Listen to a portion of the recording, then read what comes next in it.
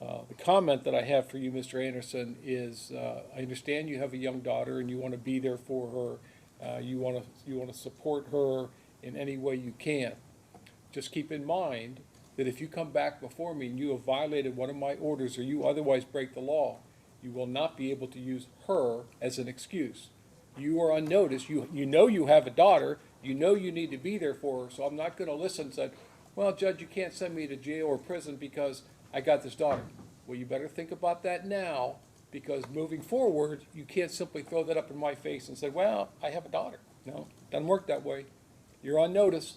I'm aware you have a daughter. I'm aware you're trying to get your families to stick together.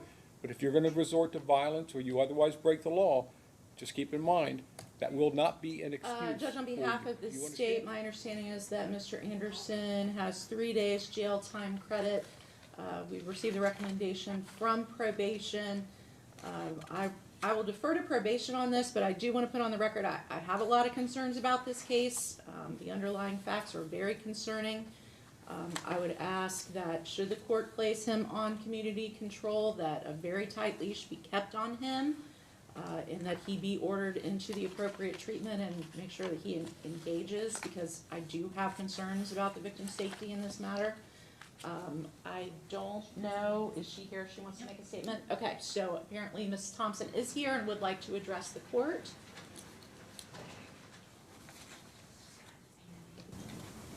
Brandy Anderson, also known as Thompson. I do ask the court to please allow for probation. We have been together living in the same household, and our very beautiful little girl back here with no concern. I do not have concerns about my safety or the safety of our daughter. I just ask that you please allow him to be able to be on probation, to be able to provide for his family and to help take care of his daughter and raise her. Thank you. Ms. Tranter, is there anything else? Nothing further, Your Honor. Anything from probation? Nothing further, Your Honor. All right. Mr. Brewer? Judge, as you're aware, I filed a memorandum in support of sentencing, and we are asking for community control. Only to touch on a little bit, I think Ms. Anderson just touched on it, but Mr. Anderson does have a full-time job. He has maintained full-time employment throughout this entire process. He does provide the health insurance for their newborn. Through this process, when the protection order was released back in November or so, they lived together for this long, and it's not to say they never had any arguments, but none of them have been violent. They've gone through counseling.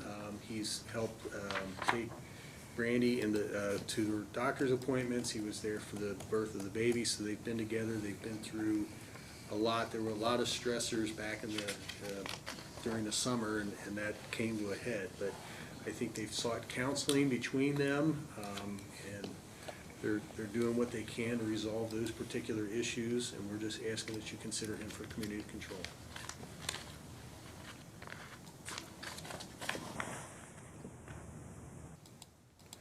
Mr. Anderson, is there anything you'd like to say? I'd just like to say I'm really sorry that any of this ever happened. I've never had a history of violence at all. Me and my wife, we just got married, found out that we weren't married, found out that she was pregnant, so we had to get married again, to make it legal. We moved into a new house. We was just under a lot of stress. We got into an argument. I should have just walked out the door. We both did things I'm not happy about. I love my daughter. I've made a lot of changes in my life to get where I'm at today. If you talked to me 10 years ago, I'm so much better than what I used to be. If you give me a chance. The court has considered the statements made here today, the purposes and principles of sentencing, the relevant seriousness and recidivism factors. The court has reviewed the pre-sentence investigation together with the memorandum filed on behalf of the defendant by Mr. Brewer and the attachments thereto. Mr. Anderson, I am going to find today that you're amenable to community control, so I'm going to place you into community control for a period of 3 years. You will be subject to the supervision of the Warren County Probation Department. I'm ordering you to refrain from the use of any drugs, alcohol, or marijuana. Do you understand? Yes, sir. You're ordered to successfully complete mental health counseling. You will complete the batter's intervention program. and you will complete the thinking for a change course. It looks like you have 3 days jail time credit. The court finds that you have the present and future ability to pay the cost of prosecution. So although I'm not going to fine you, I will assess the court costs against you. If you don't pay those, I can order you to do community service of up to 40 hours per month until you pay that in full, or you make appropriate arrangements to get those costs paid off. The comment that I have for you, Mr. Anderson, is I understand you have a young daughter and you want to be there for her. You want to support her in any way you can.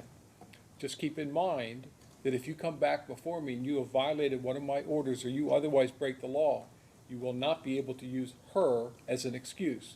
You are on notice. You know you have a daughter. You know you need to be there for her. So I'm not going to listen and say, well, Judge, you can't send me to jail or prison because I got this daughter. Well, you better think about that now, because moving forward, you can't simply throw that up in my face and say, well, I have a daughter. No, doesn't work that way. You're on notice. I'm aware you have a daughter. I'm aware you're trying to get your families to stick together. But if you're going to resort to violence or you otherwise break the law, just keep in mind that will not be an excuse for you. Do you understand me? Yes, Your Honor. There is no contact order issued at the request of the victim in the case. Is that correct, Ms. Tranter? Yes, Your Honor. Ms. Tranter, is there anything else? Nothing further. Mr. Brewer? No, sir. Thank you, All Your right. Honor. Good luck to you. Thank you, Your Honor. Mr. Anderson, there's been a allegation you have violated your terms and conditions of community control. Can I please have a reading from the probation department? General condition number 1, on May 24th, 26, the defendant committed the offense of domestic violence F3 and was charged in Lebanon Municipal Court, reference case number CRA 2600270. Sir, did you hear those allegations as they were read out loud? Yes, I do, Your Honor. They are allegations.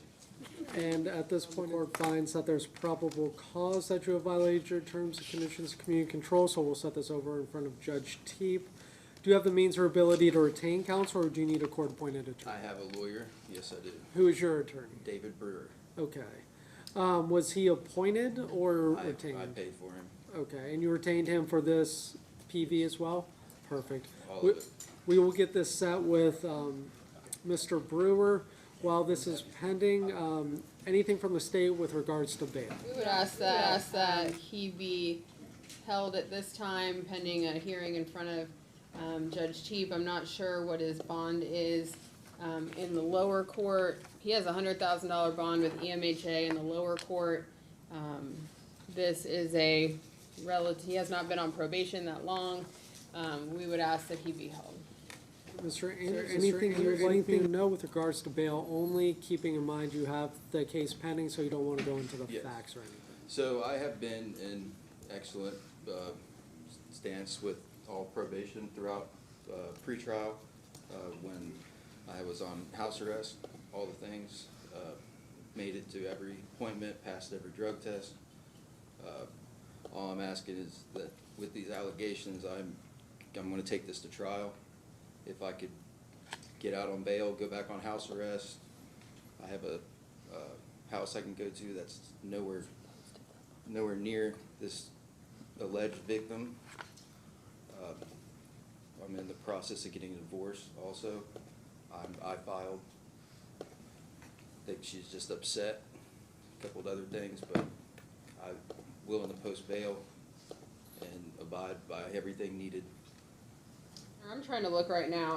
I'm not aware of whether he's posted bond in that lower court yet. Well, I was told I had a folder, so I didn't put any money down because I didn't want to lose the caps. If the court is inclined to release him, we don't believe an OR in this case.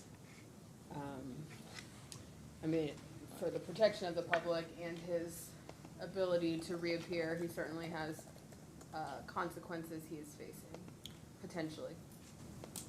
Like I said, I'm able to go back on the monitor or whatever. I'm just trying to get back to work and then have my right to go to trial.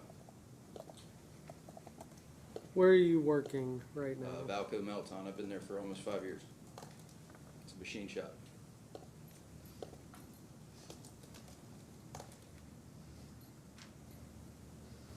Was under Officer Edwards the whole time I was on ankle monitor. Got moved to Conroy The case takes a serious turn. The judge acknowledges the pending domestic violence charge and the complexity of the situation. Despite Anderson's request for bail and electronic monitoring, the court orders him to remain in custody until the matter can be scheduled before another judge. His freedom is suddenly on hold. And then got moved to Robert Henry. And every one of them I've passed everything, done everything I needed to do. There is also a domestic violence CPO pending. Just due to the complexity of having a high-level felony, understanding you're presumed innocent of that, coming through and that being the potential violation of community control, I'm going to let Judge Teep take a look at this, so I will say you're to remain in jail until he can get this matter set. They will set this for a final hearing, which will likely be kicked out until resolution of your other actual F3 case. But that way, Mr. Brewer can get in front of the judge and discuss bond with him. So we will get this set as soon as possible with Mr. Brewer. Do you know when? Hopefully next week sometime. That I would have to ask Judge Teep to sign the commissioner. Usually they set 1 to 2 weeks, aiming for 1 week, if not less. So there's no bond? Not right now. All right, best of luck to you, sir. Thank you. 25 CR 42912, 26 CR 43684, the State of Ohio versus Kenneth Anderson. Okay, Mr. Anderson, with regard to the 26 case number 43684, they're telling me that you're going to change your plea to guilty. Before we get to that, I'm required to go over some things with you. Okay, sir? How old are you? 35. How far did you go in school? I graduated high school, 3.8 GPA, and then I went to trade school, finished that with a 4.2. Are you able to read and write? Yes, sir. Are you a citizen of the United States? Yes. Has anyone promised you how the court would sentence you other than this recommendation that the attorneys are making to me? No, This Your Honor. document says you're entering a plea of guilty to 1 count of domestic violence. As a felony of the 4th degree, that carries a maximum penalty of 18 months in prison and a maximum fine of $5,000. Do you understand the maximum penalty? Yes, Your Honor. Ms. Tranter? Your Honor, this occurred May 24th, 2026, Warren County, State of Ohio. On that date, Kenneth Anderson did knowingly cause or attempt to cause physical harm to a family or household member having previously been convicted of domestic violence. Mr. Brewer, anything on those facts? No, sir, Your Honor. Mr. Anderson, did you hear the statement that she read? I did. Do you admit that what she stated is true? Yes, And again, you understand all the rights you're giving up when you enter plea of guilty. I did. What is your plea? Yes. The court will make a finding that you've made a knowing, intelligent, and voluntary waiver of your constitutional rights. The court will accept your plea of guilty, and based upon the statement of facts in your plea, the court will make a finding of guilty. Under case number 25CR42912, the probation violation, Mr. Brewer, does your client wish to have a hearing on that? No, sir, he will admit to the violation. All right, Mr. Anderson, on that charge, on that case, you understand you're entitled to have a hearing, I do. and you wish to waive that hearing and admit to the violation. Yes, sir. All right, is there anything you want to say before I sentence you on the new case and sanction you on the other case? No, Your Honor. All right. Under case number 25CR42912, the court finds that you are no longer amenable to community control and that prison is now necessary to fulfill the purposes and principles of sentencing, including punishment, deterrence, and protection of the public due to your failure to respond to the previous community control sanctions. So on that case, the court is going to order you to serve 6 months in prison. You have 84 days jail time credit. We will assign all 84 days to that first case.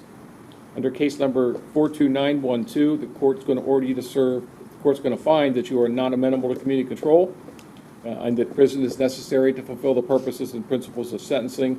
The court specifically finds that this is basically the same offense that you were already on supervision for and you failed to comply with the community control sanctions.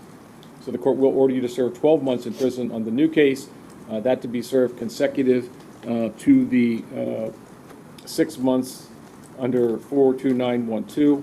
I find that the consecutive sentence is necessary to punish this defendant. It is not disproportionate to the conduct or danger posed by the defendant, and the defendant was already on supervision at the time he committed the second offense. So it's 18 months total, 84 days jail time credit. The court finds that you're indigent for the purpose of any fines, costs, or other financial sanctions. Is there anything else? No, sir. Mr. Brewer? No, sir. Good luck to you, sir. Thank you, Your Honor. Thank you. Cases had wished to make a statement to the court prior to sentencing. Is that fair? Yes. and the court was unaware of your presence in the courtroom. So I apologize. What would you like me to know? Will acknowledge that I was not readily available for Ms. Kennard. Unfortunately, I do work a full-time job and do have 3 children to take care of. It seems that our schedules just didn't necessarily line up, and for that I do apologize. There were several voicemails left to her. I will acknowledge in this case that it is not as cut and dry as everyone believes it is. However, 7 days leading up to this case, our very small child, less than 6 months old, was hospitalized near death. They honestly I performed life-saving measures on our daughter in my kitchen on the counter. And unfortunately, this was the after effects of what happened. And I will stand here and tell you that if you ask me to stand here and swear and be darned by everything that was in that report, I can't actually do that. I am struggling with postpartum and PTSD, and I'm medicated and working with my physician, and I have been called out several times on other things that occurred that day that have not actually been factual. I believed that they were, but it has later been proved that they were not in fact factual. I can't stand here and make him make any decision, do anything any differently. We've not even been allowed to communicate other than about our daughter. I will acknowledge that my part in this is not pretty either. I am struggling just as much as I'm sure he is. And I'm asking that we at least acknowledge the fact that you had 2 parents who were sleep deprived in a hospital for 6 days, literally the day before all of this, with the thought that their daughter wasn't even going to make it for the 3rd time in her only 6 months of life. This wasn't a case of I'm going to be angry, I'm going to be mad. It's everyone is exhausted and mentally struggling. And that we potentially just take some of that into account, and I will take my ownership that I'm not 1,000% sure as to what happened that day. I believed when I made the report with the police that I knew, but I'm not sure. Anything else? No, Your Honor. I hope you understand from your perspective the court's role in this. You understand that when even at this stage of the proceeding, were you here when Ms. Tranter read the statement of facts onto the record? Yes. Are you saying that you're not sure that they're factual? I'm not 1,000% sure that they're factual. Well, you understand that I don't know because I wasn't there. Correct. Okay. Correct. So what I rely upon is the defendant, Mr. Anderson, admitting that those facts, as Ms. Tranter stated them, was true. So again, he was on supervision with me, community control for I believe it was it was an F4 domestic violence too. He was on community control at the time this offense happened. He has admitted in open court, after waiving his constitutional rights, that that statement was factual. So again, I don't know what you expect me to do.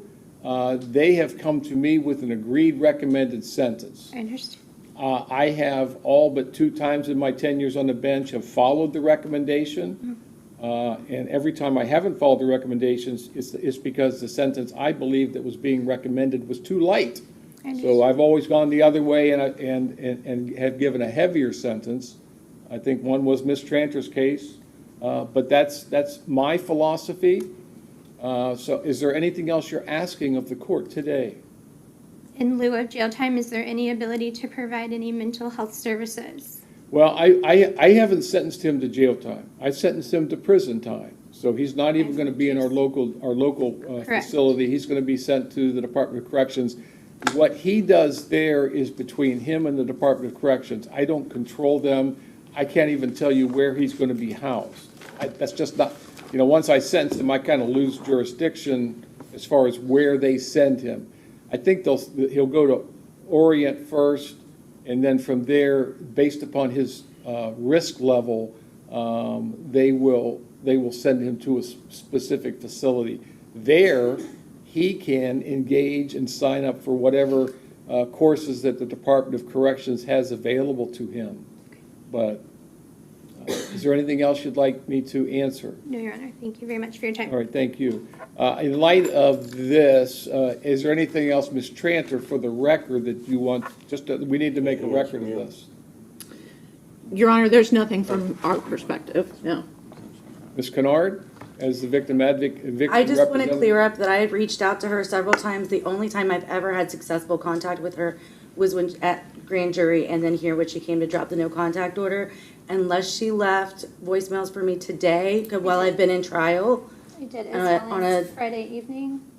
I have no voicemails from Friday evening. I do have missed voicemails today because I've been in trial. Otherwise, I've received no voicemails. Okay, all right, thank you. Mr. Brewer, is there anything on behalf of the defendant? No, sir. Okay, anything else from the defendant? The judge explains why prison remains necessary. Anderson had admitted the facts and violated community control while already under supervision. The court emphasizes that sentencing must protect the public and uphold accountability. Despite the victim's emotional statement, the judge makes clear that the court must rely on the record.